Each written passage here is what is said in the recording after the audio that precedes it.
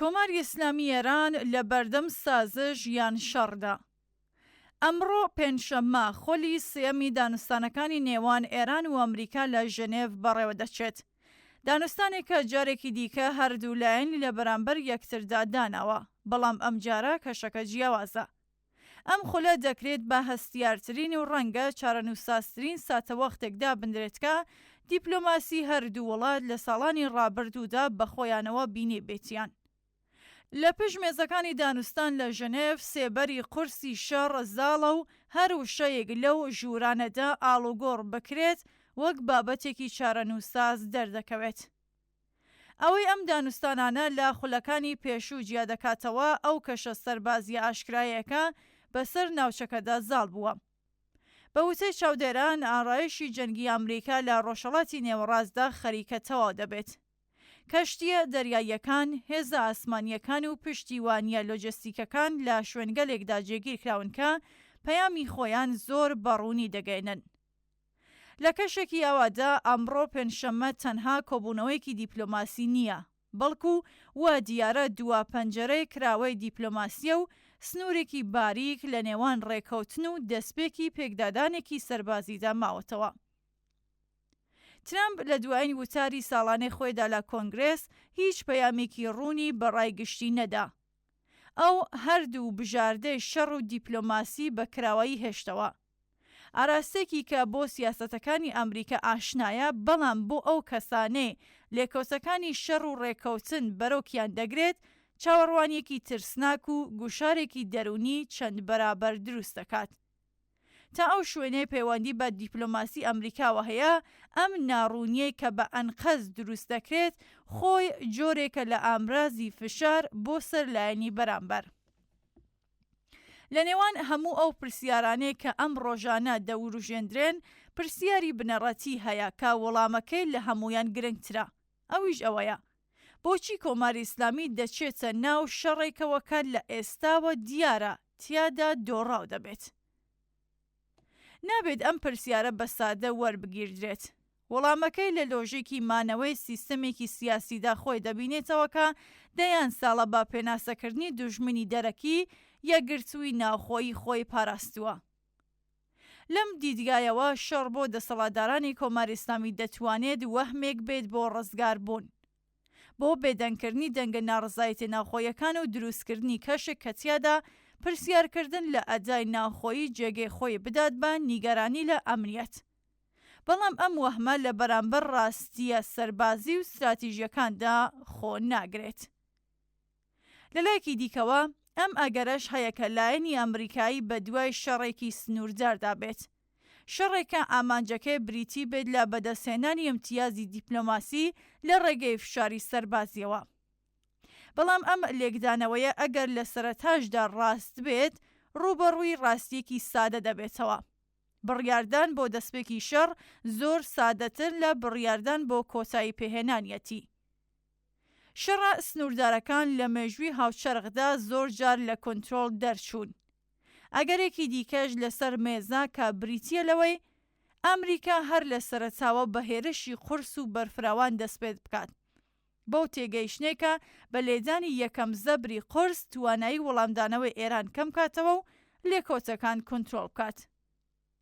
هەردوو سناریۆەکە چ شەڕی سنووردار و چ هێرشی بەرفراوان لە ڕوانگەی بەرژەوەندیەکانی ئەمڕۆ و سبەی خەڵکی ئێرانەوە کارەساتبار دەبن.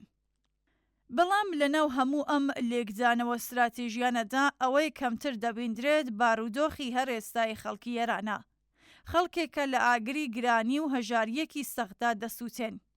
دۆخی ئابووری ئێران گەیشتووەتە شوێنێکە زۆرینەی کۆمەڵگا توانایی دابینکردنی بژێوی ڕۆژانەیان نەماوە و ئەم دۆخە ڕۆژ لە دوای ڕۆژ خراپتر دەبێت.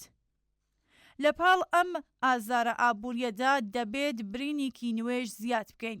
کۆمەڵگا ئێران هێشتا لە شۆکی کوشتار و کۆمەڵکوژی ڕۆژەکانی 18 و 19 بەفرامبار دارەکەتیادا هەزاران کەس بوونە قوربانی.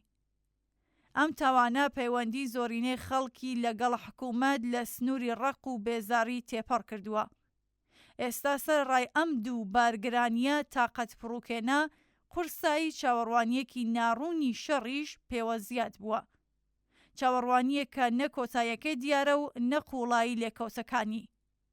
ئەم تێکەڵیە دەرونی گشتی کۆمەڵگایەکی خستووەتە ژێر تونترین گوشارەوەکە ساڵانێکە لەگەڵ قێرانی یەک لە دوای یەک دەست و پەنجە نەرم دەکات. هەڵسەنگاندنێکی سادە نیشان دەدات کە کۆماری ئیسلامی لە ئەگەری هەردوو ئەو ئاراستەیەدا لاوازتر لە ئەمڕۆ دێتە دەرەوە. ئەگەر دانوستانەکان بە ڕێکەوتن کۆتایی بێت ڕژیم ناچارە مەرجگەلێک قبول بکات کە چەندین مانگە لە بەرامبەریاندا ڕاوەستەوە، واتە لە بەرامبەر فشارەکانی ئامریکا پاشەکشە دەکات. لە ئەنجامیان پاشەکشەیەدا برینە ناوخۆیەکانی ناودەسەڵات دەکولێنەوە و شایەدی قۆناغێک لە ململانێت توندوتیژیانە لە سەرەوە دەبین. بەڵام ئەمە هەموو چیرۆکەکە نییە. لە کاتی لە ناوچوونی ژێرخانە سەربازیەکاندا ئەوەی لە ژێرخانی ئابووری ئێران ماوەتەوە دەکەوێتە بەر مەترسی وێرانکاریەکی کە ئاوەدانکردنەوەی زەمانێکی دوور و درێژی دەوێت. لە هەردوو بارەکەدا ئەوەی لەم پرۆسەیە دێتە دەرەوە ڕژیمێکی لاوازکراوە. ئەم لاوازبوونە مەرج نییە بەمانای کۆتایی خێرای حکوومەت بێت، بەڵام دەرفەتێکە کە دەبێت کۆمەڵگای مەدەنیێران بزوستنەوە کۆمەڵایەتیەکان و بەتایبەت بزوستنەوەی کرێکاری بۆ کەڵگلێوەرگرتنی ئامادە بن. دەرفەتی گۆڕانکاری لە پاش یەکلاییبوونەوەی ئەم دۆخە ناڕوونە لە هەناوی خودی ئەم لاوازیە پێکاتەیە ڕژیمەوە سەر هەڵدەدات. ئەگەر خراپترین ڕوودا ڕوو بدات و ئەگەر شەڕ ببێتە واقعەیەک، یەک شت هەر لە ئێستاوە ڕوونە. کۆماری ئیسلامی هیچ بەرنامێکی بۆ دابینکردنی ئەمنیەتی خەڵک نییە و ناشی بێت. ڕژیمێکە دەیان ساڵە خەڵک وەک ئامرازی ئایدۆلۆژیای مەسهەبی و مانەوەی حکوومەت دەبینێت، لە کاتی مەترسی ڕاستەقینەشدا بە تەنیا جیان دەهێڵێت. لە ئەوا ساتە وەختێکدا تەنها شتێکی کە دەتوانێت ببێتە قەڵغانی خەڵک بریتیە لە هاوپشتی ئینسانی لەگەڵ یەکتر. ئەم هاوپشتیە دەبێت بە شێوازی دیاریکراو پێناسە بکرێت. ئاڵوگۆڕی زانیاری بە مەبەستی خۆحەشاردان، یارمەتی دراوسێ لاوازەکان، پاراستنی ژنان و منداڵان و هێشتنەوەی تۆڕەپەیوەندیە ناخۆیەکان.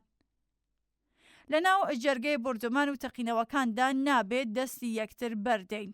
جگە لەوەش ڕوودانی شەڕ تاقیکردنەوەیەک دەبێت بۆ ئێمە وەک کۆمەڵگایەک. ئەوەی لەم تاقیکردنەوەیدا نیشانی دەدەین دەبێتە بەردی بناغی ئەو کۆمەڵگایەکە لە پاش شەڕ و پاش ئەم ڕژێمە دەبێت بنیادی بنین. دانوستانەکەی ئەمڕۆی ژنێڤ چەندها دیدارێکی دیپلۆماسی نییە، بەڵکو ئەو خەڵەیەکە بە ئەگەرێکی زۆر لەوانەیە ئاراستەی جیاواز لە مێژووی ئێراندا بێنێتاراوە. لە ئەگەری هاتنە ئارەی هەر ئاراستەیەک خەڵکی ئێران دەبێت خۆیان بە چەقی ئەم لێکدانەوەیە بزانن. شەرخوازان لە هەردوو لاوە هیچ دەستکەوتێکیان بۆ خەڵکی ئەم کۆمەڵگایە نابێت. تێپەڕین لەم بارودۆخە سەختەی ئەمڕۆ هەنگاونان بەرەو داهاتووێکی ڕوون بۆ نیادنانی کۆمەڵگایەک کە تیادا ئەمنیەت، ئازادی، ئاسوودەیی و خۆشگوزەرانی دەستەبەر بێت، تەنیا بە هەوڵ و هێمەتی ئەم جەماوەرە و هێزە پێشڕەوەکانی ممکن دەبێت.